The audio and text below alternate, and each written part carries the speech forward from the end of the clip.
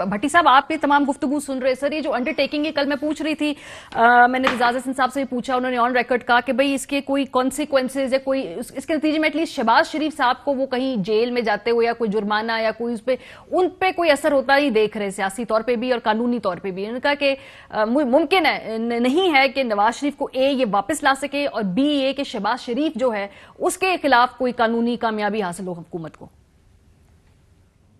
बिस्मिल्लाहिर्रहमानिर्रहीम।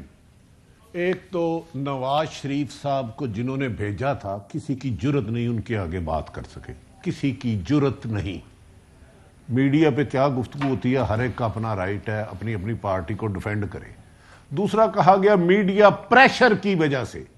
मीडिया तो शोर मचा रहा, रो रहा, महंगाई महंगाई, वो तो आप कंट्रोल नहीं कर रहे। नवाज शरीफ साहब को बकायदा गुफ्तगू के बाद वफाकी हुकूमत पीटीआई की थी, सूबाई हुकूमत पीटीआई की थी। मोहतरमा यास्मीन राशिद ने 50 प्रेस कॉन्फ्रेंसें की कि इनकी वाकई जिंदगी को खतरा है। अगर आपने मजबूरी में आके भेज दिया है, क्योंकि जो आपको लाए थे उन्होंने कहा इनको भेजना, वो चले गए। अब शहबाज शरीफ से क्या खौफ है? नवाज शरीफ सजा याफ्ता, वो इलेक्शन लड़ नहीं सकते, अलबत्ता तो आएंगे नहीं, मेरी तो पहले दिन से इंफॉर्मेशन है और उनकी फैमिली की इंफॉर्मेशन है, किसी कीमत पर नहीं आएंगे आज इस वक्त तक।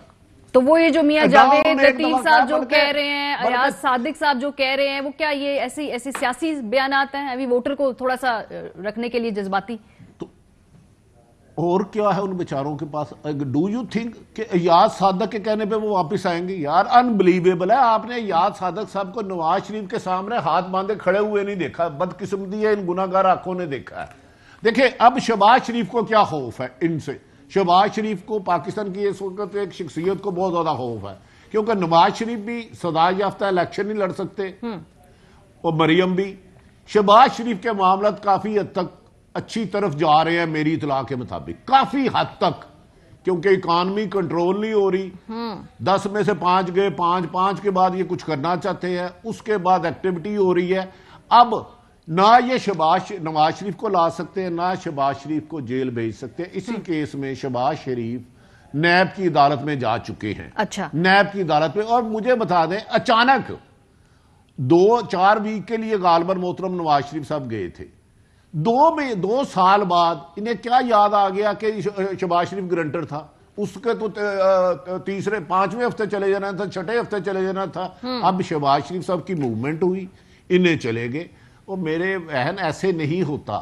अब इनका ख्याल है महंगाई बहुत ज्यादा हो गई है, कुछ ताकतवर हल्के भी परेशान है, पिंडी और इस्लामाबाद का मौसम टकराव में आ रहा है, दोनों अपने अपने लिए महफूज रास्ते की तलाश में है। उसके बाद शहबाज शरीफ की गिरफ्तारी का तरीका छोड़ दी गया। और दूसरी बात, नवाज शरीफ साहब ने अपने अहम लीडर को 3 दिन पहले फोन करके डांटा, आप होते कौन हो ये दावा करने वाला कि मैं पाकिस्तान आ रहा हूं। अच्छा। मैंने कब किसी को कहा मैं आ रहा हूं? चलिए, ये चीज नवाज शरीफ के तर्जमान रिफ्यूज कर दे जुबैर साहब तो मैं मान जाऊं। नहीं, जुबैर साहब हमारे साथ ही, तलाल साहब है हमारे साथ, वो इसको तरदीद या तस्दीक कर दें तो तलाल साहब, फिर इसके बाद ये अंडरटेकिंग के हवाले से भी आपसे पूछना है।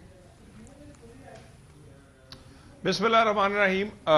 देखिए जी, हमीद भट्टी साहब जो कह रहे होंगे उनके पास कोई इंफॉर्मेशन होगी, और मगर मैं आपसे दोबारा रीट्रेट कर दूं, दोबारा कह दूं, और मैं ये चाह रहा हूं कि मेरी बात मारिया महफूज कर लें और इसको आपने फिर मेरे से वादा करें कि ये चलाना जरूर है।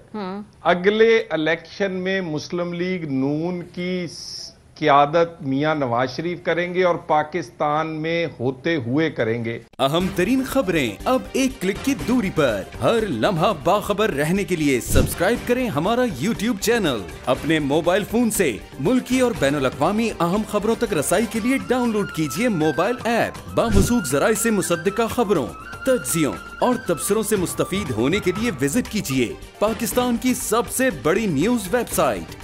ARY न्यूज पहुंचा रहा है खबरें सबसे पहले आप तक, ताकि आप रहें हर लम्हा बाखबर।